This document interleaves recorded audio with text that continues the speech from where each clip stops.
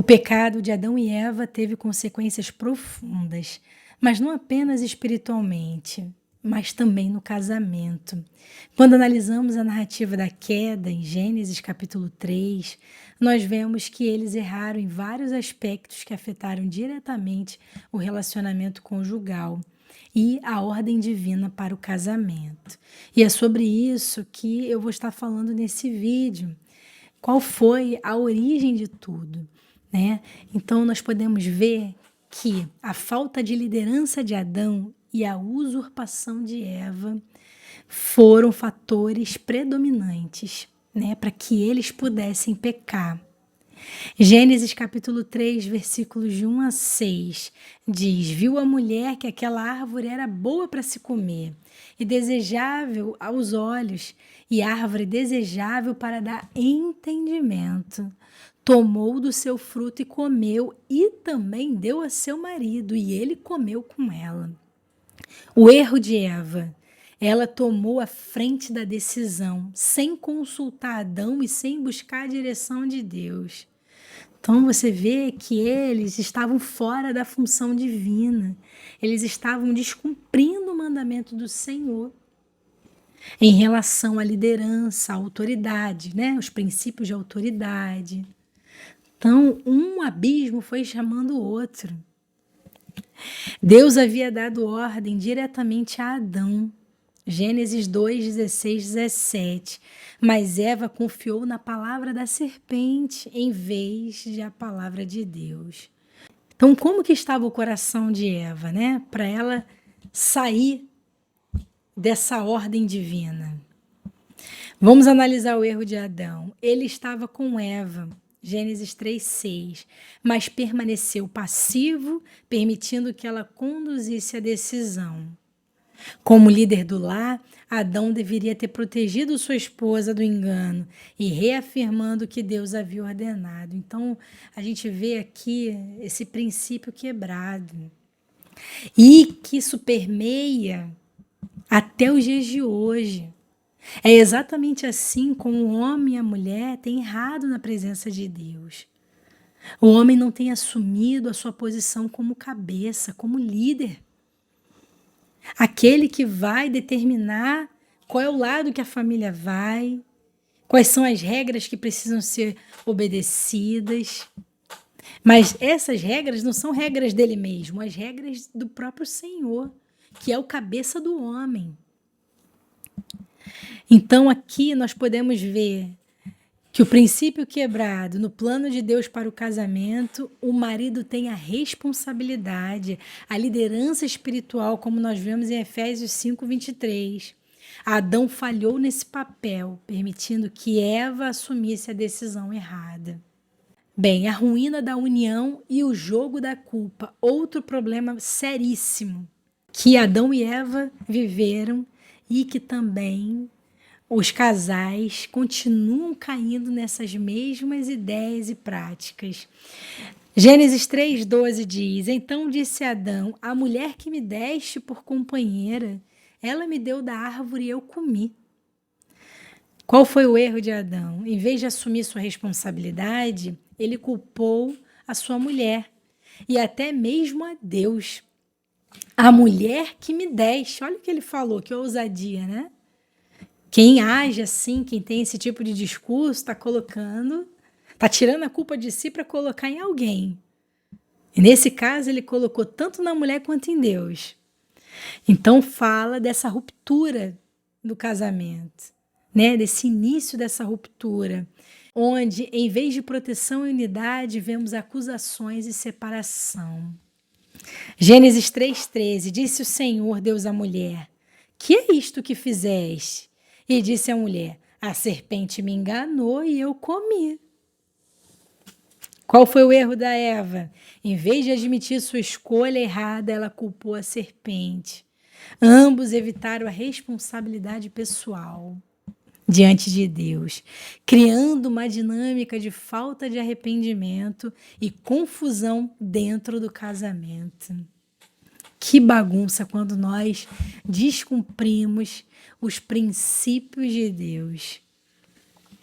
Princípio quebrado. O casamento exige transparência, unidade e responsabilidade mútua. Efésios 5, 28 e 29.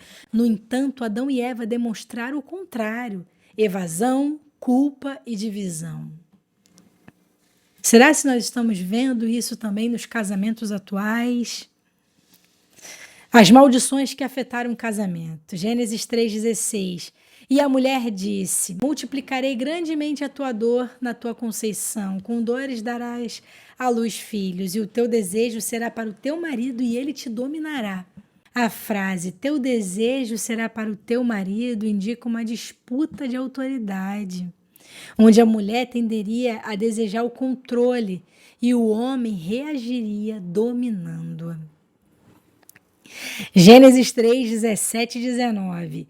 E Adão e Eva disse: porquanto deste ouvidos à voz da tua mulher e comeste da árvore que te ordenei, dizendo: não comerás dela, maldita é a terra por causa disso. Com dor comerás dela todos os dias da tua vida. Então o homem seria escravizado, porque a própria terra faria com que o homem fosse escravizado. E com o suor, o homem colocaria o alimento sobre a mesa. O erro de Adão trouxe dificuldades para o sustento da família. Agora ele teria que trabalhar arduamente para prover, e a terra produziria espinhos e ervas daninhas, trazendo sofrimento e fadiga. Princípio quebrado. O casamento foi criado para ser uma parceria harmoniosa. Gênesis 2, 18 a 25.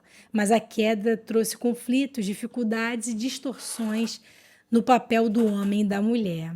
E qual é a redenção do casamento? Nós encontramos em Cristo Jesus. Apesar da queda, Deus não abandonou o casamento à destruição. Em Cristo, a restauração para o casamento conjugal. Efésios 5, 22 a 36 ensina que no casamento cristão, o marido deve amar a sua esposa como Cristo amou a sua igreja. Ou seja, ele está falando sobre sacrifício e liderança amorosa.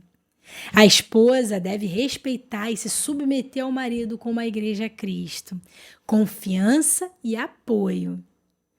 Então, a redenção do homem e da mulher se encontra em Cristo Jesus.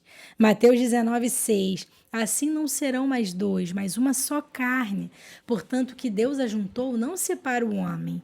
Cristo reafirma que o casamento deve ser uma aliança inquebrável, como Deus planejou desde o princípio. Conclusão desse assunto: o pecado de Adão e Eva e o casamento hoje. Adão falhou na liderança espiritual. Homens devem liderar com amor e responsabilidade. Eva tomou decisões sem consultar Adão e Deus. Esposas devem confiar na liderança de seus maridos. Essa é a redenção da mulher. Confiar na liderança, acreditar que esse plano divino dá certo. Porque muitas mulheres duvidam e acabam não vivendo a plenitude no casamento. Ambos jogaram a culpa um no outro. No casamento deve haver arrependimento e unidade. A queda trouxe conflitos conjugais. O casamento deve ser restaurado em Cristo. A grande lição: o casamento precisa estar centrado em Deus. Quando marido e esposa seguem um plano divino, eles refletem a união perfeita entre Cristo e a igreja. Então você vê que esse é o grande mistério, né? Que o Senhor ele fala lá em Efésios. Porque o amor de Cristo pela igreja, ali é refletido entre o amor do homem e a mulher. Você vê que coisa linda é diante de Deus o casamento. Como o Senhor, ele deseja redimir os casais. E isso só vai acontecer através de Cristo Jesus. Quando Jesus ele está no casamento, acontece o elo mais que perfeito. Porque aquele casal, ele está debaixo de uma proteção, debaixo de uma liderança que é infalível. O homem é a cabeça da mulher. Cristo é a cabeça do homem. E Deus é a cabeça de Cristo. Quando O homem e a mulher seguem esses princípios que foram estabelecidos, o plano divino vai dar certo. Agora, quando acontece, né, insubmissão, raiva, em relação ao plano divino, é certo acontecer a ruína, tá? A redenção não vai ser possível acontecer.